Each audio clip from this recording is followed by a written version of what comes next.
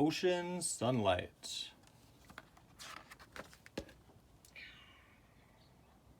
How tiny plants feed the seas. Dive into the sea. Now flip over slowly and look up. The water is shimmering with light, my light. I am your sun, your golden star. All ocean life depends on me. So does all life on land.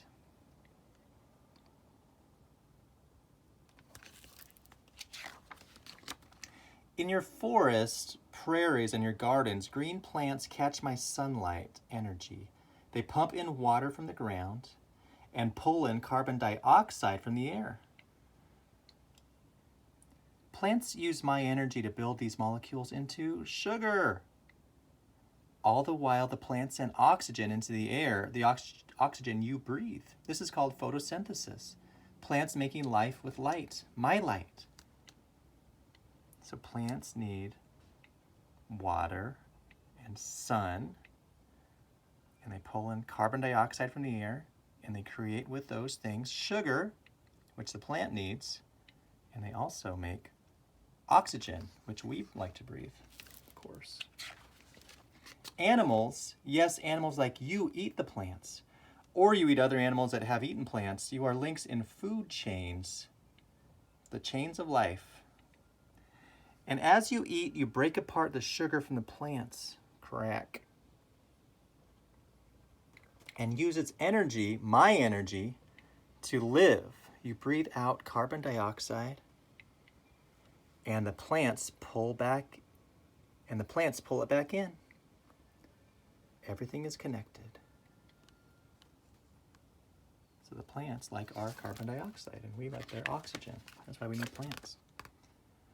All ocean life is part of food chains too.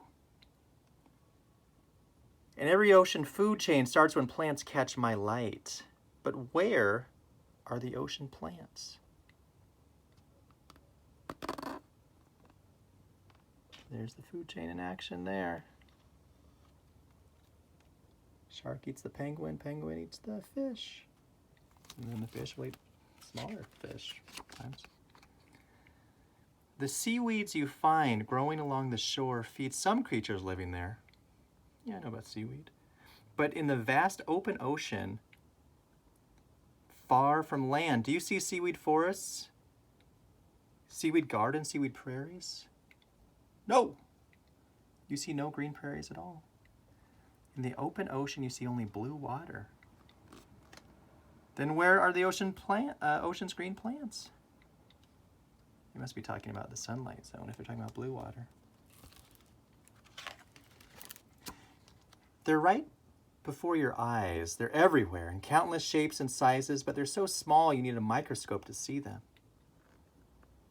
1 billion, billion, billion of these tiny plants, that's this number here, are drifting in your seas.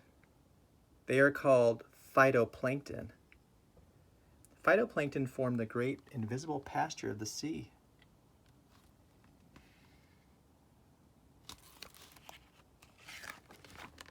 Take a deep breath. Half the oxygen you breathe every day comes from green plants on land.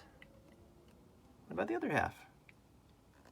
The other half is bubbling out of all the tiny phytoplankton floating in your seas. Did you know that?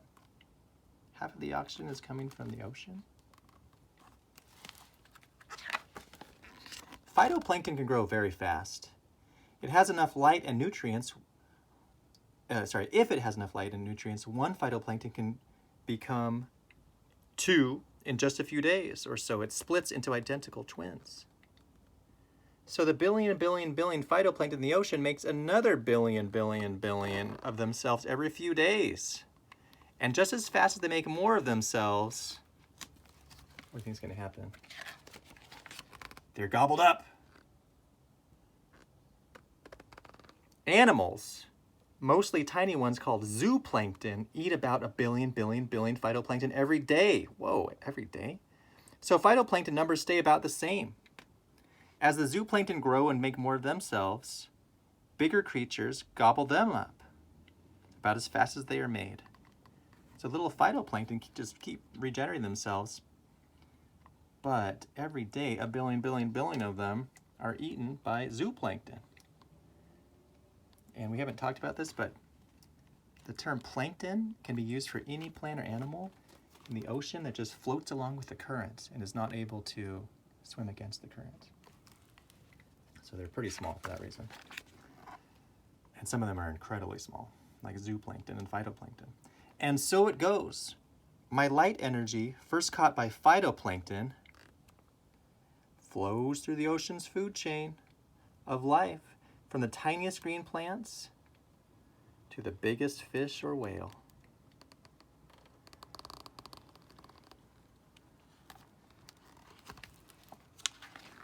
But here's a puzzle for you.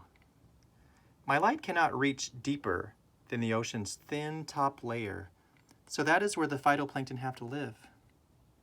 The deep, cold waters underneath are pitch black dark, darker than the darkest moonless, starless night.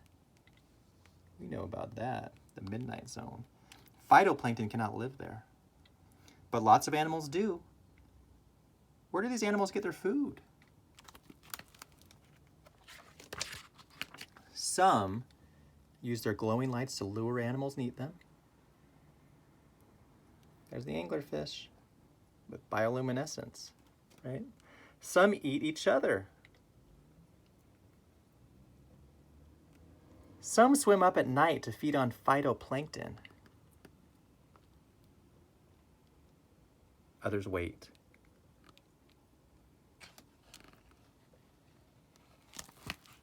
What are they waiting for? They wait for snow. This snow isn't made of ice. Marine snow is tiny flakes from living things. As animals and phytoplankton live and die, their poop and mucus, carcasses and guts sink down like falling flakes of snow. Marine snow is nutritious food for bacteria and other creatures living in the sunless belly of the sea. Nothing goes to waste. These animals are waiting for poop, mucus, dead animal carcasses and guts.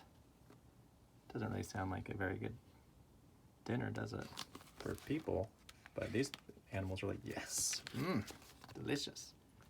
As bacteria and animals eat the falling snow, they break it down and push leftover nutrients and carbon dioxide out into the black, deep sea waters. But wait, so many cliffhangers. Phytoplankton all live in the sunlit surface waters, miles above. They need those nutrients to make more of themselves. And without more phytoplankton, the ocean animals will die. How can those dark waters, rich with nutrients, rise all those miles back up into the ocean so the phytoplankton can use them once again? So the nutrients don't just stay on the bottom of the ocean floor. They have to go back up because the phytoplankton need them to recreate themselves. I, your sun, pour my light onto earth each day. My sunlight powers winds. My sunlight powers winds that build great storms and mix the water, layers of the sea.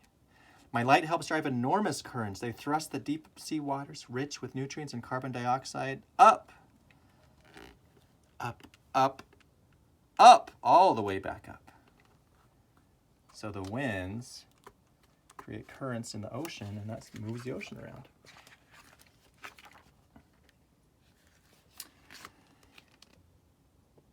To the sun-filled topmost layer, sunlight zone, where the billion phytoplankton pull those nutrients and carbon dioxide in again and catch my light again.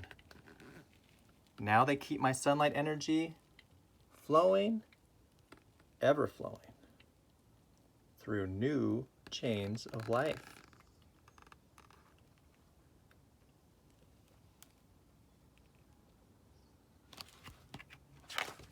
I am your sun. And the sun is kind of full of himself or herself. My light gives life to your green earth and to your deep and restless seas. That's the end of the book.